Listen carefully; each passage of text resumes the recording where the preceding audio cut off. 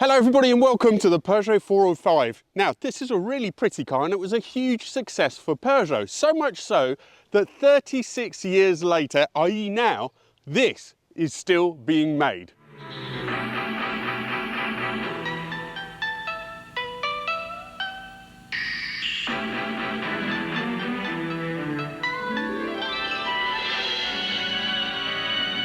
So, what's it gonna be, sport?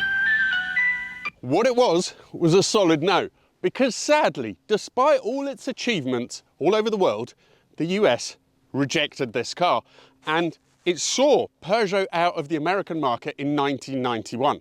More about that later. Now there was a performance version of this 405, it was called the MI16 and it had 160 horsepower, but I can promise you that that is not as fast as this 90 horsepower turbo diesel. I was once in Paris in France and I got a taxi, which is exactly pretty much this car. I think a lower spec, not a GLX. And it is the fastest thing I've ever been in. So legendary were these sort of Parisian taxis that a bit later they made a film series called Taxi based on the 406, the car that came after this. Now this isn't quite as extreme, but just let's see how it goes.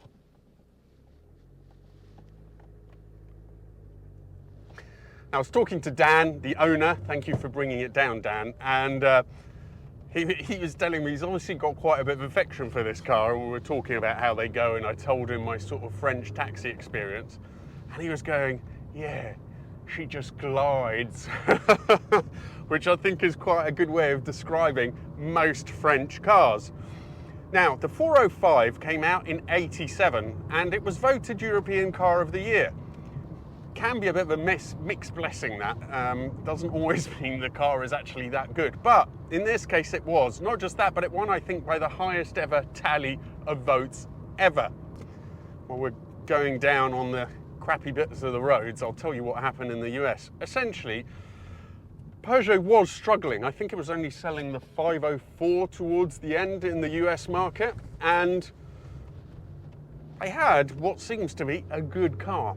And yet, by 1991, so 4 years later, they basically decide, I think when the facelift was due, to just completely leave. They only sold a few thousand every year, and that's odd because this is known as a very good car. They look good, they're comfortable, they handle well, so why didn't it manage to conquer the US market?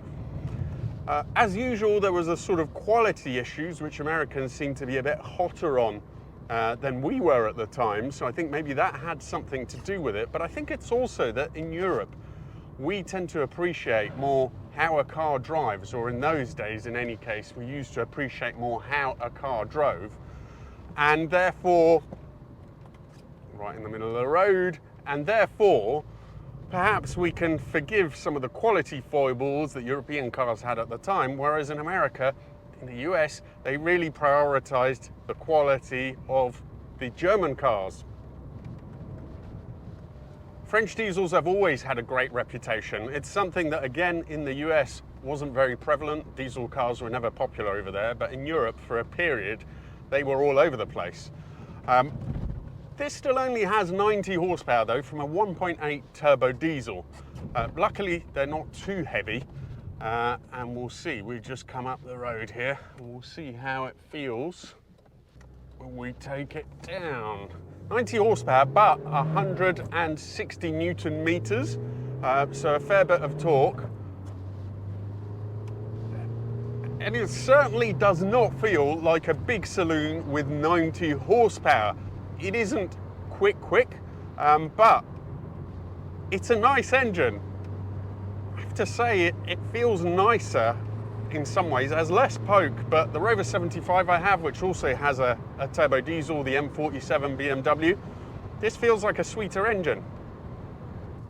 This car has 112,000 miles, and yet when you look at it, the interior is in really good condition. I think it's helped that it has a velour interior rather than leather. They just seem to wear a bit better. But the French did get quite a few things right with this car. The chassis was based on the BX. They did that because they got to a stage, really, I think they'd spent a lot of money with the tooling for the brand new 205, and they needed to get some new products out, but do it in a way that was financially efficient. What they didn't do was copy the BX's hydropneumatic suspension. So these have standard suspension. It's got a fixed rear beam, struts at the front, I think, but it means that it made for a slightly sportier, slightly less eccentric drive than the BX. It also looked a little bit less in your face than the BX brick. I love BXs, but obviously you can see this was a much more mainstream proposition.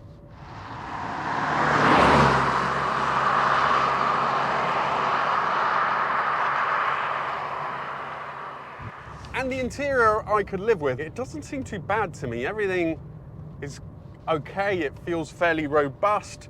It looks a little bit simple, but that's what they looked like at the time. So, you know, the German cars did have nicer, more solid interiors, I suppose, but I think this is pretty good. There was lots of engine options, I think even going down to a 70 or 65 horsepower 1.4, which must have been dreadful. The one to have, really, is the MI16. But I still fervently believe that for some reason, these in A to B are just quicker, because what I've seen, I guess it's city driving in Paris, and it must have been those drivers, but let's see how it actually behaves and goes down the road. It's a bit wet today, so we won't get maximum grip.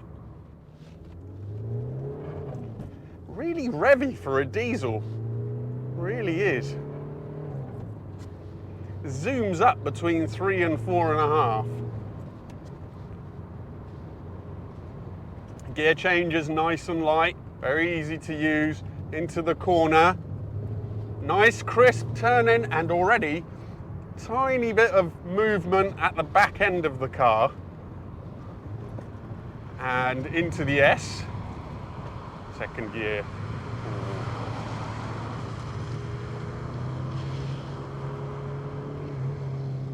Probably had it in a higher gear. Oh, and it moves out a little bit of the front. Let it go and it tucks back in. Really adjustable. I think that's one of the main differences that the Peugeots of this era had to the other cars that you could buy, was the adjustability at the limit. With most other cars, they just ploughed into understeer. There wasn't that much you could do about it. With these, adjusting the throttle a little bit, not only would it come back into line, with the 306, I think potentially with this as well, in the right circumstances, the back end is going to come out as well.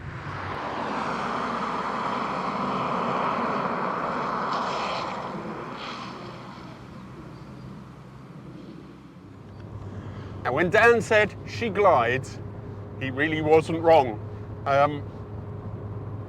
They were magic, French cars of this era. The way they could demolish back roads is pretty much unrivaled. And in a way, it's almost even better like this. On the really rough roads, having a standard car and not an MI16 or whatever.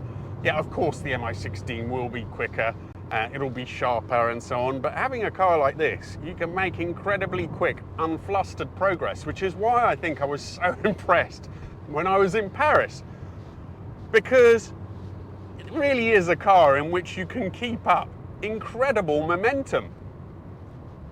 It's got such a flow to it. The steering is perfectly weighed, it's communicative. They were set up as drivers' cars. They just handle so well. They've got just the right amount of lean. The engine, in terms of this diesel, has just got enough torque to keep you going way quicker than you think is possible.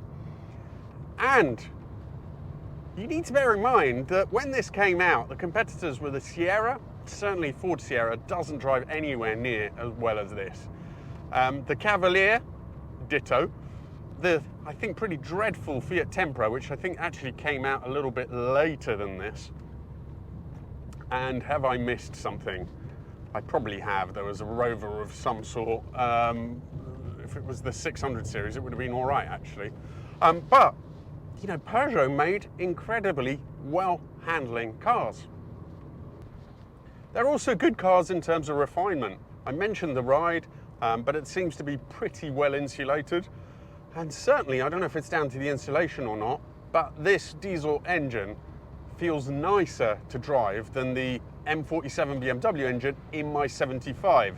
Seems to be a little bit less clatter at sort of idling revs. And then, as I mentioned, it's also much happier to rev. Now, if you'd like to see me continue to do reviews on quirky cars like this, please do subscribe because it really makes a difference. Thank you so much to Dan for coming down, and I really look forward to seeing you for the next video.